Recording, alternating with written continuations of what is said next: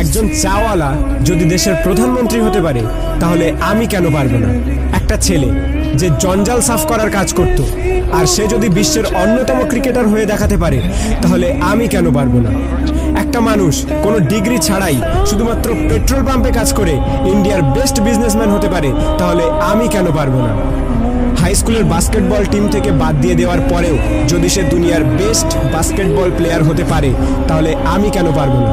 কিছু লোক college drop out করার পর নিজের কোম্পানিতেই কলেজের টপারদের হায়ার করতে পারে তাহলে আমি কেন পারবো না?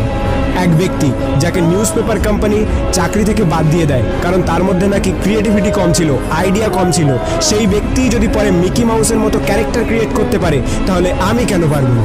একটা মানুষ যার গার্লফ্রেন্ড তার সাথে ব্রেকআপ করে নেয় এবং তাকে সমস্ত সোশ্যাল সাইট থেকে ব্লক করে দেয়, কিন্তু সেই ব্যক্তি পরে দুনিয়ার সব থেকে বড় সোশ্যাল নেটওয়ার্কিং সাইট ফেসবুক বানিয়ে দিতে পারে তাহলে আমি কেন পারবো না?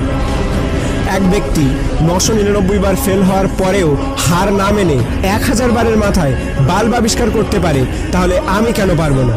দুবার বিজনেসে ফেল হওয়ার পরে ডিপ্রেশনে গিয়ে পরপর 8 বার ইলেকশনে হেরে গিয়ে 9 বারের মাথায় আমেরিকার প্রেসিডেন্ট হতে পারে তাহলে আমি কেন পারবো না? এক ব্যক্তি যাকে নিজের কোম্পানি থেকে তাড়িয়ে দেওয়ার পরেও যদি অ্যাপেলের মতো কোম্পানি গড়ে তুলতে পারে তাহলে আমি কেন পারবো না?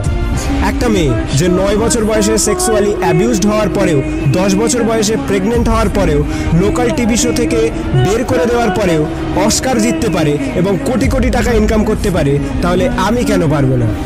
একটা জবলেস মেয়ে যার স্বামী তাকে ডিভোর্স দিয়ে দেয় এবং 3 বছরের বাচ্চাটিকে মানুষ করার দায়িত্ব তার উপরে চলে আসে, ডিপ্রেশনে যাওয়ার পরেও ওয়ার্ল্ডের সব থেকে বিখ্যাত নোভেল সিরিজ অর্থাৎ হ্যারি পটার লিখে ফেলে, যার ফলে সে কোটি কোটি টাকা ইনকাম করছে, তার একদিনের ইনকামে একটি ল্যাম্বরগিনি কেনা যাবে।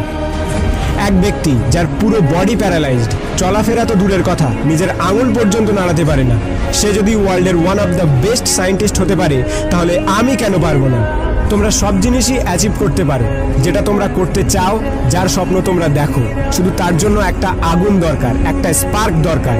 নাথিং ইজ ইম্পসিবল, আর এই স্পার্ক তোমাদের নিজেদের মধ্যে আছে। তুমি নিজেই দোষী তোমার ফেল হওয়ার জন্য। এখন তুমি যেখানে আছো সেটা তোমার অতীতের কর্মের ফল, এবং কাল তুমি কোথায় পৌঁছাবে সেটা তোমার আজকের কর্মের ফল হবে। আমার তরফ থেকে সবাইকে অল দ্য বেস্ট। যদি ভিডিওটি ভালো লাগে তাহলে লাইক করো, শেয়ার করো, আর তোমার মতামত কমেন্ট করে জানাও। আর যদি প্রথমবার আমার ভয়েস শুনে থাকো তাহলে প্লিজ চ্যানেলটিকে সাবস্ক্রাইব করো আর পজিটিভিটি দিয়ে নিজেকে ঘিরে রাখো। প্লিজ